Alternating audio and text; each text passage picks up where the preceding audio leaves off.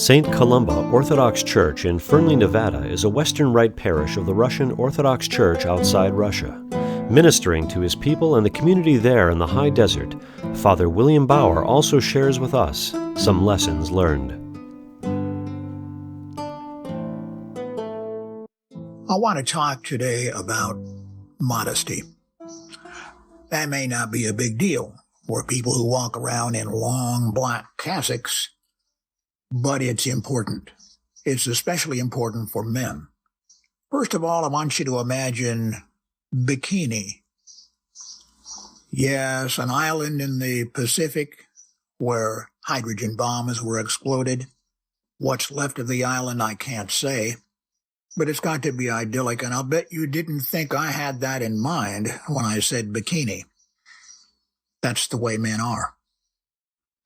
A couple of years ago, I saw a video by a young actress who had moved from acting to being a proponent of modesty. She looked into the situation and found that when a man looks at a woman wearing a bikini, he's actually unable to think of anything else or of anything else that makes reason. Thank God for short prayers. They help me. The bikini was invented in the late 1940s or early 1950s. It didn't have a name, but the inventor of the bikini decided on the word bikini because the bikini's effect was like an atomic bomb on the man's brain. It was then, and it is now. He couldn't even get anybody to wear a bikini in a fashion show until finally he hired a prostitute to walk down the aisle. Quite an auspicious start. Modesty is important for women and especially important for men. In Deuteronomy, it says, "A woman shall not be clothed with a man's apparel, and a man shall not use women's apparel. For he that does these things is abominable before God." Jesus himself said, "You shall not commit adultery." But I say to you that anybody who so much as looks with lust at a woman has already committed adultery with her in his heart. Serious words from the creator of men and women.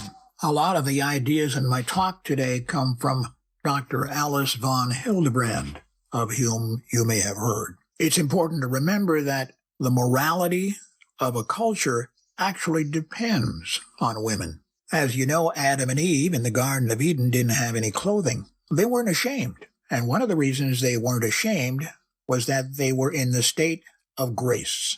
They had not committed sin, and that's the way it was. But after the fall, they became ashamed of the way they looked without clothing. We as men are probably not able to change the way adult women dress, but as priests, as people who live our lives by example, as well as what we say and do, we have an opportunity to teach our children modesty. You know, before 1967 in California, it was not legal for a man to curse in front of a woman. Now, women can outdo men with cursing, no problem. We've got a job, and we need to get started doing it. If morality in a culture is shaped by women, it is the women who need to understand the value of modesty. We need a return to reverence and respect. I went through a period of time where I read a lot of Western novels by Louis L'Amour, and one of the things that he pointed out, even though the books were fiction, he did a lot of research, is that in the so-called Wild West, the safest person around was a woman. It's because men who went to the bars, men who spoke like they wished to, men who actually shot each other, would not touch a woman. A matter of respect for the feminine. And helping women to be feminine is part of modesty.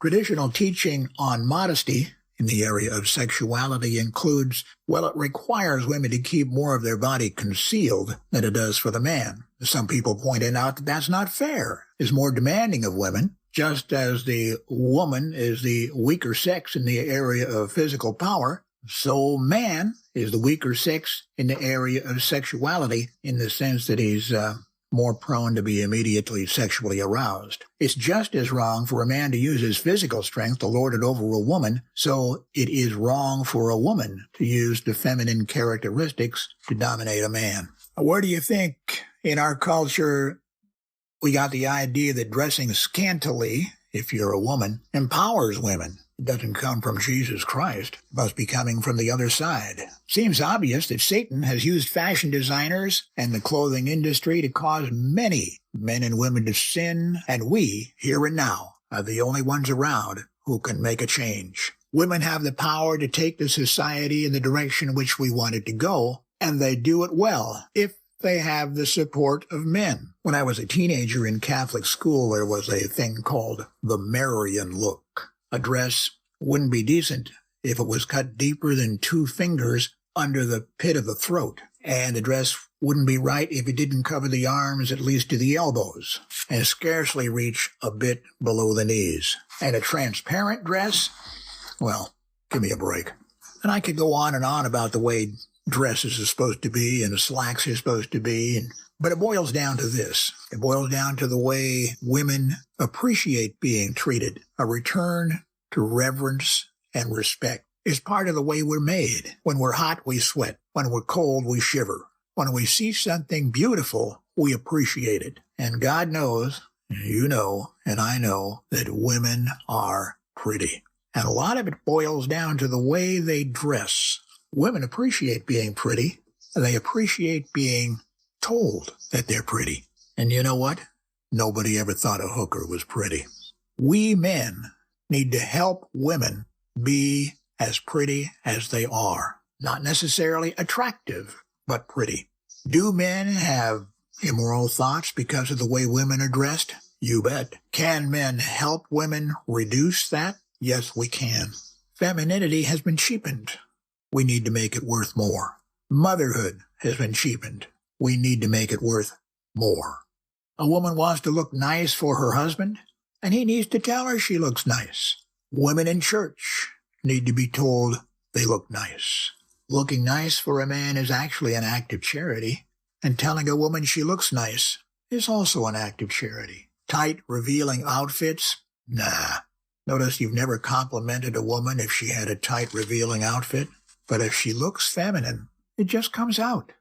Our bodies are more precious than diamonds or gold. Our bodies were given to us by our Creator. Men and women both have bodies. And we need to help people understand modesty. Father William Bauer is the rector of St. Columba Orthodox Church in Fernley, Nevada. The music you hear is Teller of the Tales by Kevin MacLeod, Incompetech.com, licensed under Creative Commons by Attribution 3.0 license. This has been a Western Rite Radio production. Please find us at WRORadio.com.